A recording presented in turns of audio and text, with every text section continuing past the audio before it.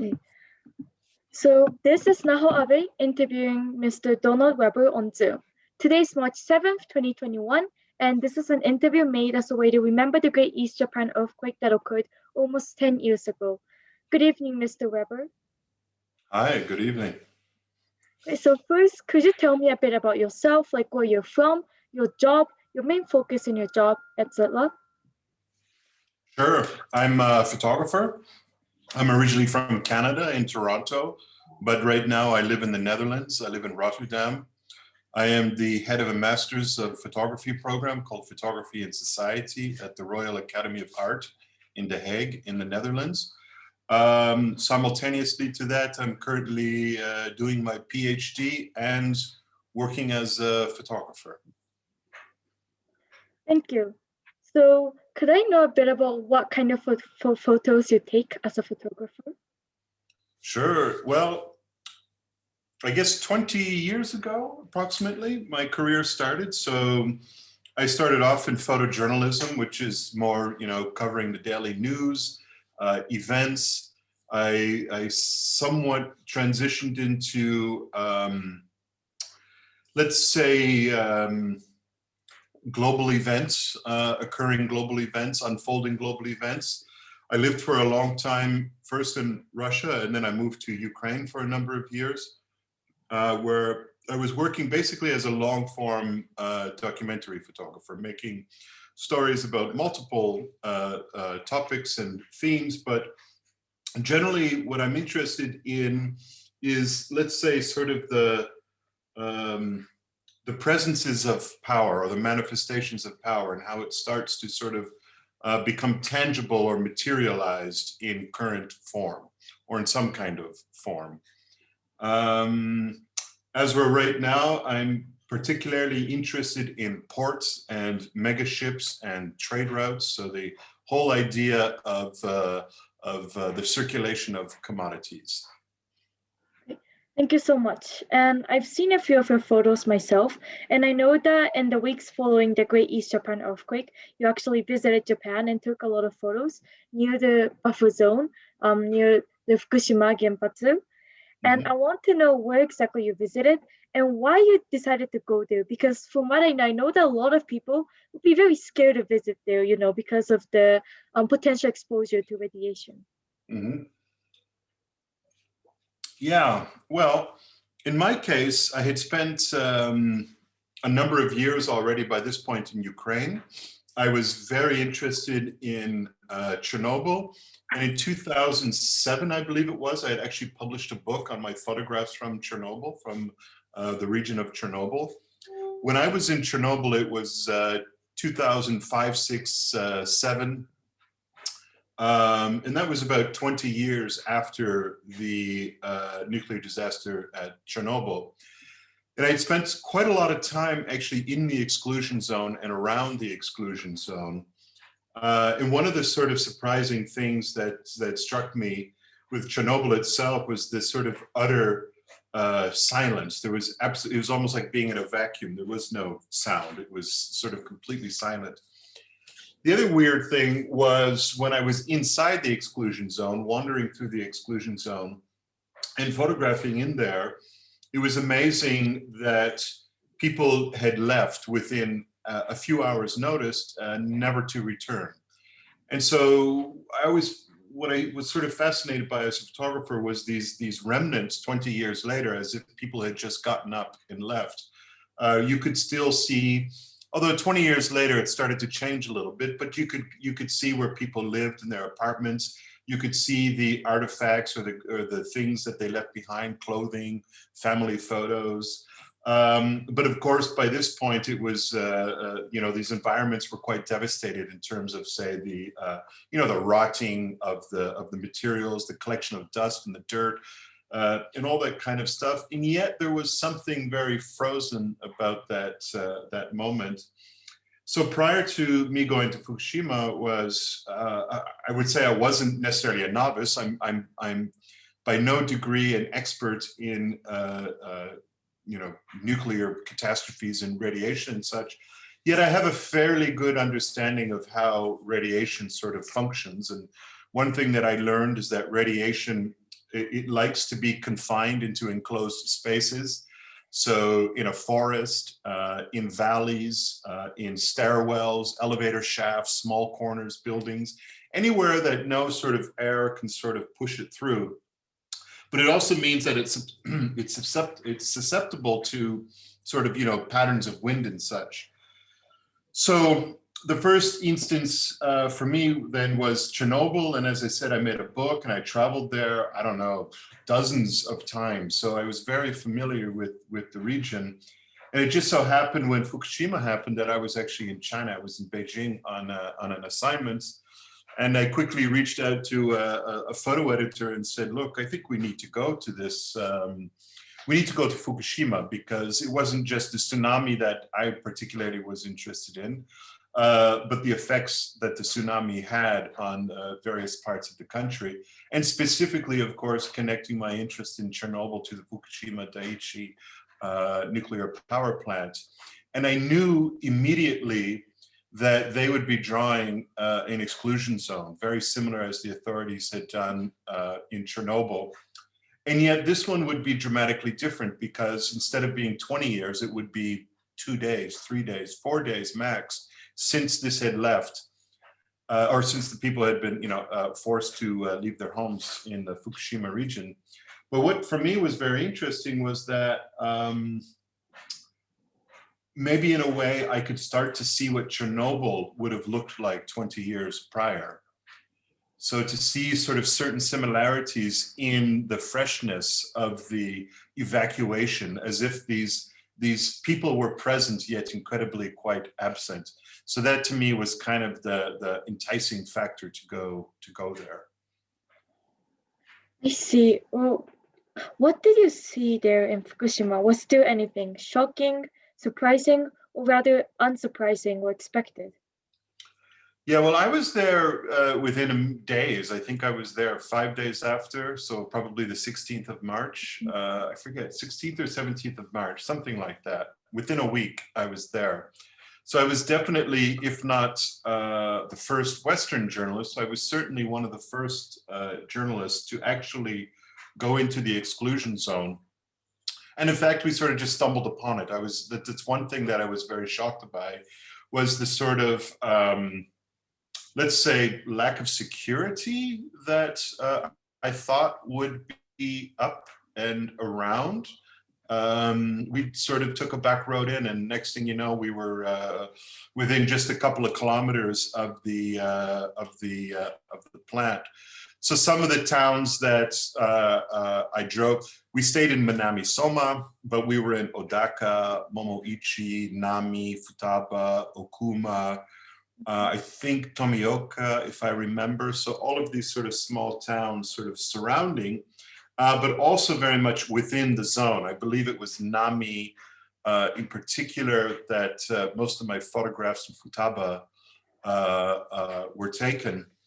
So that was one thing, was actually well, two things was happening: the utter devastation of the tsunami, to still see absolutely everything destroyed, large ships completely beached, half a kilometer inland, massive destruction, just completely flattening. Yet in the same sense, within a week, it was also quite extraordinary how the Japanese authorities had actually started to already clean up and move things around, get the debris around.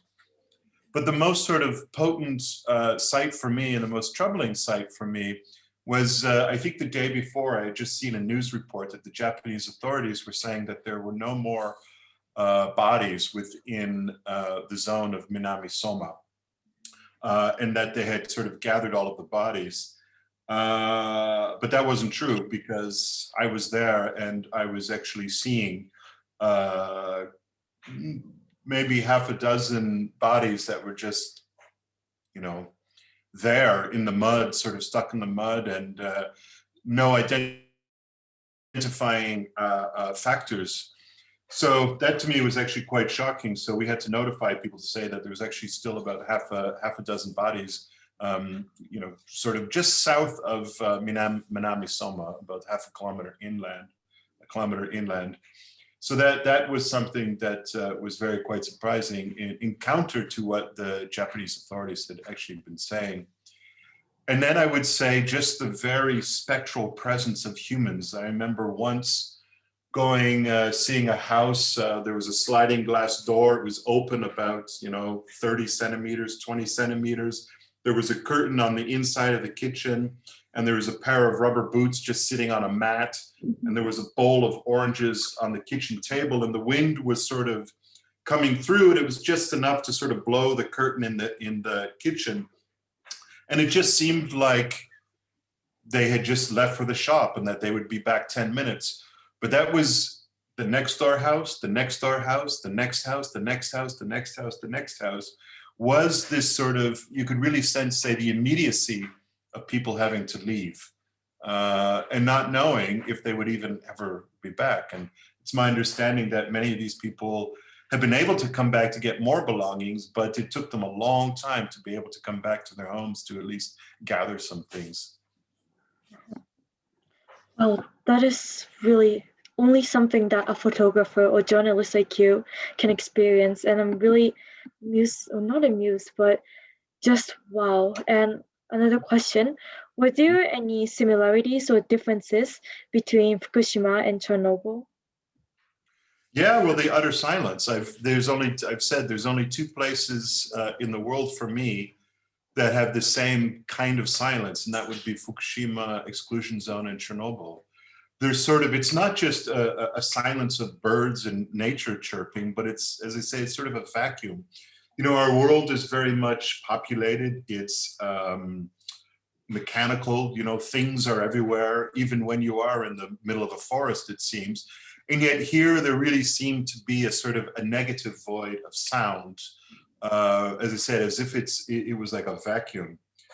So that was one thing. And then, of course, the sort of spectral presence or the absence of humans. And yet you could see signs of life everywhere. In Chernobyl, to this day, you can still see sort of a metaphorical handprint, and yet that hand is long gone.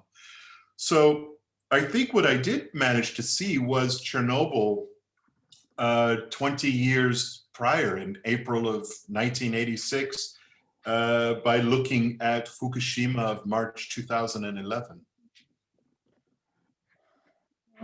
That's a very interesting comparison to make. And yeah, I didn't know that, I've of course seen your photos, but I didn't know that there were, for example, about half a dozen bodies lying around there when you got to Fukushima. And I have another question. What do you want to convey through your photos? Because some of them, I've seen the photo of the orange, and even though it's just like a photo of an empty house with an orange inside, it's so telling to me. And especially with another photo, I remember of a dead man with his, head down on mud. That was also very shocking to me. Or do you have any messages they want to convey through your photos? I wouldn't necessarily say a message that I want to convey, but I do want to sort of show. What I like to do when I'm a photographer is not necessarily point the camera at the action or at the direct news, but I like to sort of look around the news or in the corners of the news or sort of the side situations that perhaps the news might necessarily ignore. And to me, with having such a deep and connected experience with what Chernobyl looked like, I knew that Fukushima was just a modern day sort of reiteration of what had happened in Chernobyl. And so if I could contribute to the, say, documentation of that disappearance and of that, say, surrounding of that area, I felt I could then contribute something to this conversation, because in Chernobyl, it wasn't documented because it was the Soviet Union at the time where those, it never happened, basically. And I did see some, not to compare the Japanese government with the Soviet government, but I did sense some desire to, say, hide or disguise some of the broader and much more concerning actions and activities that were happening.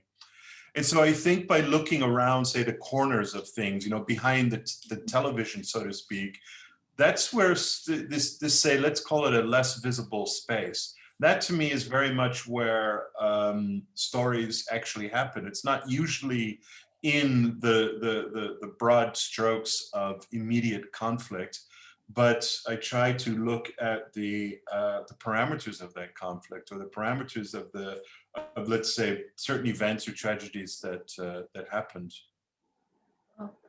This is a question out of curiosity, but I know that you've visited both Chernobyl and Fukushima. But what made you interested in Chernobyl in the first place? Was there some event? Yeah, there was actually. I won't get too long into it, but when I was 12 years old, it was 1986. I had really bad pneumonia when I was 12, and I was laid up in bed, and the only thing I could do was lie in my bed and listen to my radio. But also at that same time, it was sort of like the Cold War was heating up a little bit in the mid 80s. And I was always somewhat slightly terrified that I would probably, it sounds crazy when I say it now, but you have to remember I was 12, that I would probably perish in some kind of nuclear catastrophe, war between the West and the Soviets. But when I was 12 in 1986, as I say, I was lying in my bed. I can only listen to the radio. And I think it was May 1st, May 2nd, a news report came on to say that there was a nuclear disaster in this place called Chernobyl in Ukraine and the Soviet Union. And that just completely sort of floored me, freaked me out to some degree, because, as I said, I was somewhat convinced that nuclear disaster was just awaiting us. And so here it was. And I remember telling my mother, well, I told you, nuclear war was coming, and here it is in Chernobyl. So for some reason, I've always had this strange, I guess, infatuation with nuclear energy, with nuclear catastrophe. But then that sort of matured, I guess, into a more, let's say, I don't know, photographic point of view. Is the fascinating thing about nuclear energy is that it's and radiation specifically, it's unviewable, it's invisible, it's impossible to see. And photography to some degree also has some similarities, yet it also has an ability to use light to sort of inscribe things, make things real and material. So yeah, that I would say would be the sort of general trajectories. To this day, I still am sort of researching Chernobyl, just almost becoming like a minor hobby of mine.